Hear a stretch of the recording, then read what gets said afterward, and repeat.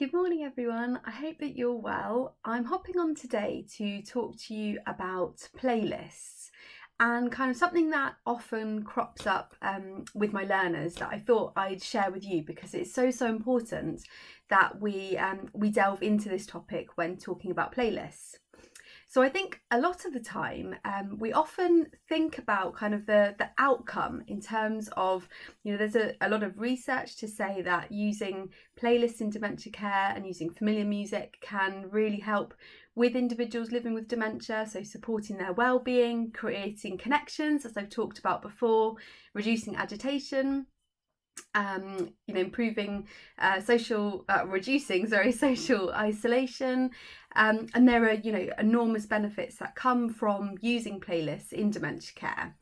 But I think often we can get so wrapped up in the outcome of creating a playlist. So the actual, the whys and hows of creating playlists, the technology that's the best to use for playlists.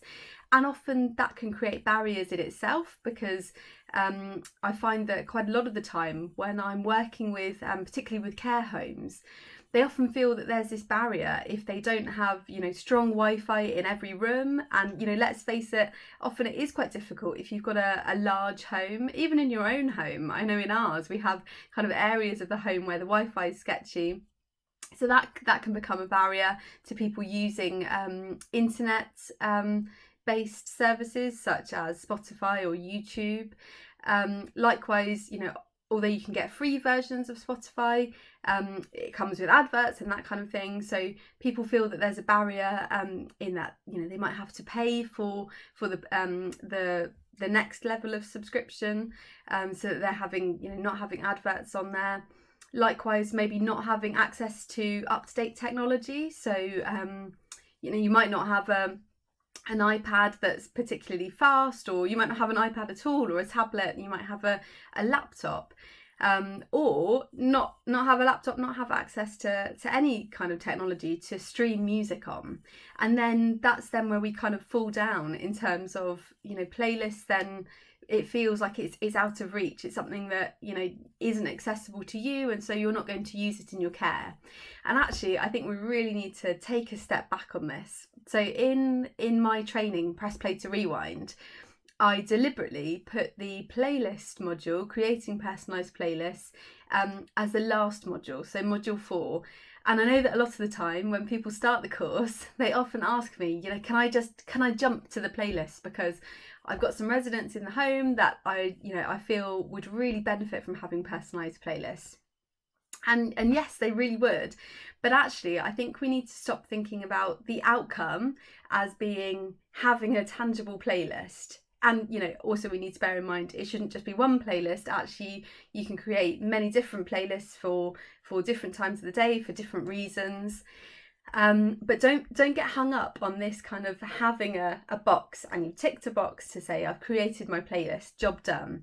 Because actually, it isn't really about the playlist. And I find, as a music sociologist and as an advocate for music in dementia care, it probably feels really weird to hear me saying that. But actually, it's really not. What it's about is about the process, about the journey to creating that playlist. You don't just go from thinking about the person that you care for and being like, right, I know everything there is to know about them. I'm now going to write down all these pieces of music, put it into a playlist. I'll play it for them, job done. Actually, what I talk a lot about in my training and my research is it's all around creating connections, really getting to know the individuals that you care for, getting to understand them on a deeper level, know about their life history, about their memories. And how are you going to find out about this? You need to talk to them. So it's as simple. I say it's as simple as that. I know, obviously, in reality, having meaningful conversations can be quite difficult, especially if you're caring for people that have challenges communicating.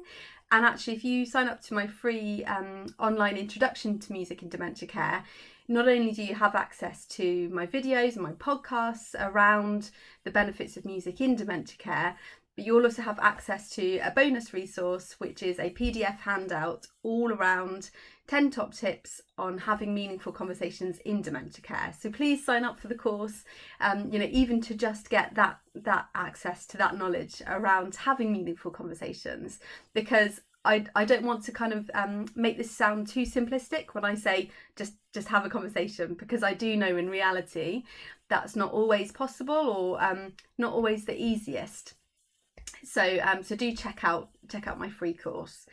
But it really is, focusing on the individual. I feel like it sounds like a cliche nowadays, but it isn't always happening. So I think it's important that we do talk about this. Relationship-centered care, person-centered care. Put the individual, put their relationships at the centre of what you do. So before you even crack on with creating a playlist, actually go back, have meaningful conversations, become a detective and delve a bit more into the individual's life, into their life history. Start playing little bits of music that you think might be appropriate, see how they react, then maybe go, carry on with that artist or that style of music, or change tact completely and try something different. Especially if you're caring for people where communication is difficult. You might find that kind of this, trying different pieces of music, gently easing your way in, working out what you think they're responding to in a positive way, what you think might support their well-being going forward, and if you find something maybe isn't kind of as beneficial as you might have thought, then change tact, try something else, and just keep trying different things, all the while making notes of this. I think it's so important that we're embedding music into care. And so the best way to do that is by documenting this kind of thing in your care planning. Whatever, if you're working in a care home, whatever software you're using, see if you can have a box specifically for music, or if you already have an activities section, you can be adding in these notes in there, so that anyone that's caring for that individual can also be accessing that information, and can be working towards embedding music into your care on an individual basis. So I think it's just kind of, going back to this idea that, the barriers that I've spoken about. Actually, creating playlists doesn't just have to be, on Spotify or using YouTube. And whilst, these type of packages, software, I'm trying to think of the exact word, but you get what I mean. This type of media is fantastic, and you've got thousands of, probably millions of songs at your disposal, and artists, and it's very easy to search. Spotify's great because it you can have Spotify radio, so if you type in an artist, it can then suggest similar artists that you might also like, which can be great for creating playlists, for finding out kind of meaningful music. But actually, you can be creating playlists in just a really basic way. It depends on what you have available to you, and don't let that kind of become a barrier to you not using meaningful music because you don't have access to the right technology. Even if you've just got CDs, or vinyls are brilliant, because actually looking at a vinyl, looking at the covers, the sleeve, looking at the lyrics in there's so much that you can talk about just by having a vinyl record. Whether you've got vinyl or CD, still be using music in that meaningful way. Talking with the person you care for, with their family. Like, please do involve family members, empower them to be involved in their loved one's care by engaging with the music that you use. So I know that this, I'm kind of talking at a care home level, but this is appropriate in an individual's own home, in a day centre, hospital, wherever you're caring for individuals living with dementia. This isn't just for healthcare professionals, this is for family carers too, families of people living with dementia. All of us can take this this kind of responsibility to be embedding music into daily dementia care. And so, it's really important, even if you're using CDs or vinyls, to be making a note, even if it's just on paper. So again, don't feel that you have to have care plan software, or, if you're an individual in your own home, make a note on your laptop or wherever you want it to store, or just use pen and paper and write down certain pieces that you found to be meaningful for the individual that you care for. And you can still be creating playlists, you know, write down, say it might be Mary's playlist, you know, Mary's kind of all-round playlist. This is her sort of feel-good playlist. These are the songs. These are songs that are good at nighttime, Mary's nighttime playlist, you know, Mary's morning playlist, whatever you want. And it doesn't just have to be one. So I must admit, I have a Rosie Tunes playlist, and there's like 300 songs on there.